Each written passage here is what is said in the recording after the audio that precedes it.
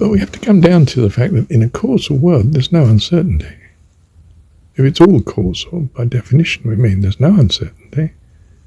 And things are not randomly happening at all. They're all happening as a consequence of causes and conditions. And in fact, if we don't have this belief, we don't launch ourselves into the scientific inquiry, which says basically, well, I think so-and-so could be the case, and it might be helpful to know if it is. I'll do various experiments to see if this relationship does seem to hold up, and its therefore implications. In other words, we go out into the world and test to see. Now, this is not testing the logic. The logic can be tested simply sitting in conversation with others that are very logical, and we can work out the logical implications of the model that we're suggesting. What we can't do is know how relevant that model is. Now, you might make the most outlandish assumptions in a model, which actually do seem to hold up when you go out into the world in practice. Does that mean that the assumptions of the model are true? You probably know that they are blatantly not true.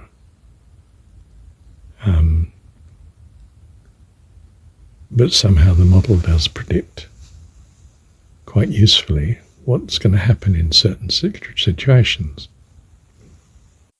If your assumptions seem bizarre, like assuming that we act as rationally as having a probability distribution and optimizing accordingly to according to the assumption of random selection from the distribution, then one's less trusting that the model is going to work. In other words, you're less trusting of whether it's even worth testing such a view, such a theory.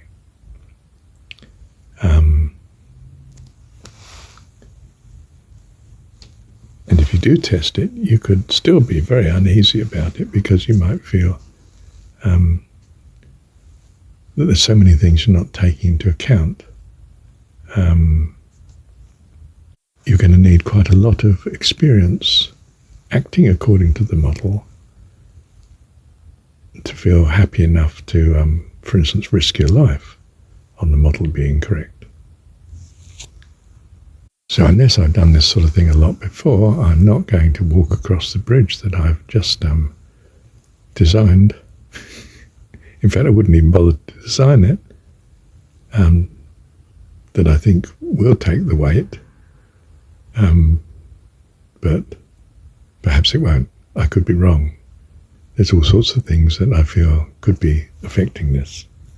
The uniformity of the structure of the material and the reliability of the manufacturers that, bring the towers and the chains and so on, and the construction and a whole host of things, the reliability of the foundations and the stability of the land roundabout, and whether we do get earthquakes and various windstorms and so on. In other words, I may know that things are very complex, and it would take a lot of experience of finding what works, rather than spending a great deal of effort and time on what could work with certain models of the situation. On the other hand, if I think the potential gains are enormous, then I might play with the idea of how to construct a bridge that's going to do what we want to do. And I might build into it what I see as an awful lot of excess capacity to, take far more weight than I'm, that's the way you construct a building, isn't it? You say, well, we think it'll stand up to at least a level so-and-so earthquake and so forth, but we don't get that sort of earthquake around here, at least only once in 100 years, so you should be all right this afternoon in that building. and our experience very quickly shows us that, yeah, this seems to hold up. And now and again, of course, it doesn't. The building fell over. So it's not knowing that determines our decision-making. It's our degree of trust. Oh, it's pretty obvious, isn't it? But I mean, it's an important thing to bear in mind. In our analysis, we act as if we know. We set up a model and we say, this is what happens in the model, and the model looks reasonable to me, and I haven't even got absurd assumptions in it, so it's not that I have to test this model 1,000 times to see if the outcome is okay. It looks good to me. And that really doesn't mean to say that you're relying on the proof. You're saying there is a proof there, but of course I know there's all sorts of problems with proving things and assuming and model building and prediction and 1,000 other things.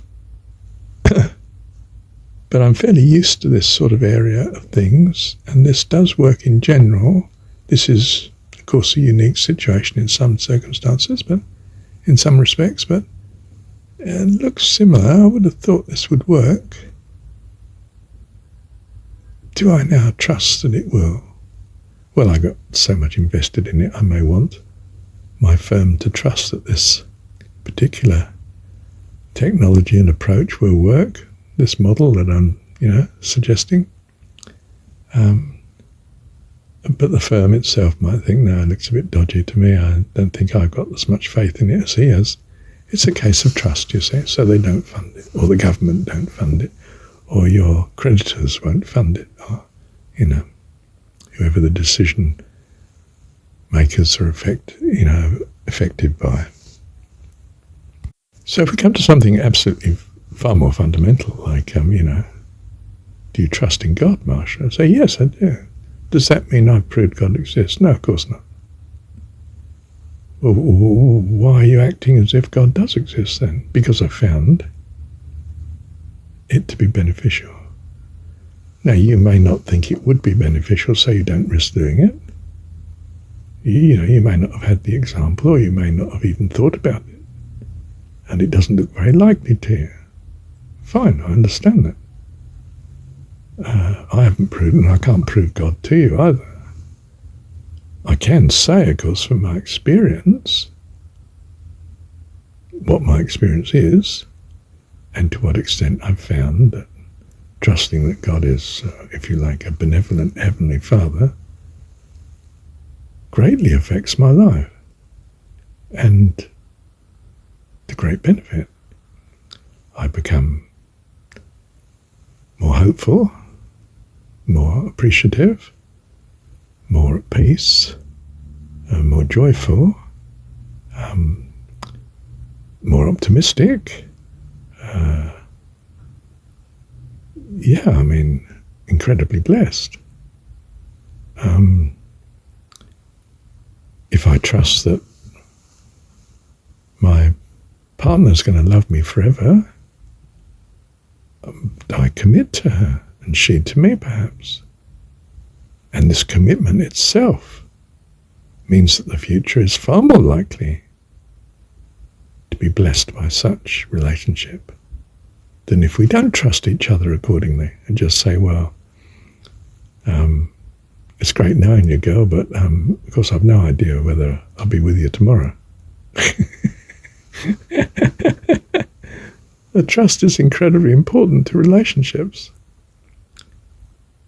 But it's terribly important to everything that you do, isn't it? Why would I go to work if I can't trust that I will be paid and I can then keep secure the goods that I buy with the money that I earn? And in fact, the whole point of civilization is that it provides this security, and therefore a situation in which you can trust that your work is going to be worthwhile. And so you now start to do things that build on your future because of some security of expectation and trust that the fruits of your labour will be enduring. Trust is everything to life. Now, you may have found personally that you trusted in God, and in particular you trusted that,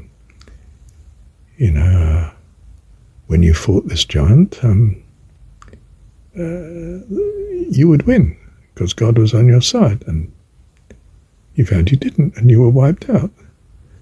Right, I can understand if you weren't quite wiped out, but just about survived, that you might feel God had let you down in this case, or at least you got the notion of God wrong, and you greatly revise your view of God.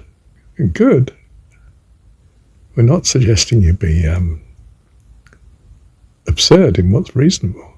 That would just be crazy, wouldn't it?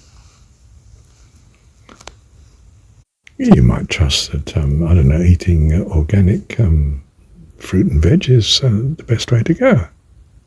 And you might find with experience that, you're healthier, you're fitter, you're happier, and, a better physique and all the rest of it. It's a great blessing to you. Another person might say, it's a load of nonsense, boy. Forget it. Yeah. Come and join me for a pizza. Have another pie. You had chips this morning. Well, do you want chips again? Yes, please. Thank you. Lovely. It hasn't done me any harm. And, perhaps he does find he lives to 104, or perhaps he doesn't. In which case you think, I don't think Dad was right. He died at 62 of, angina and stress and all the rest of it. Perhaps he should have been a bit more careful of his health, after all. Not just taking it for granted. And we learn by experience. Our experience of what to trust and what not to trust. But trust is still of the essence, isn't it?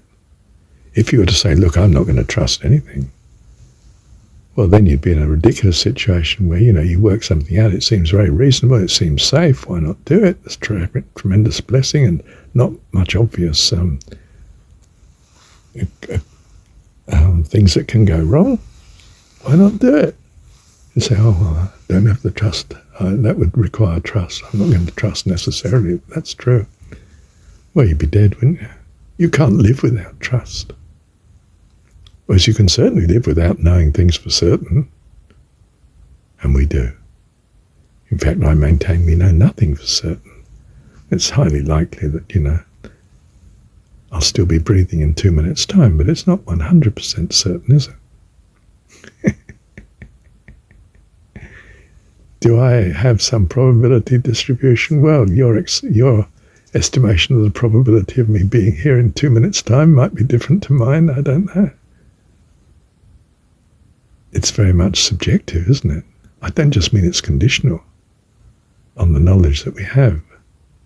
I mean that the knowledge we have is extremely subjective.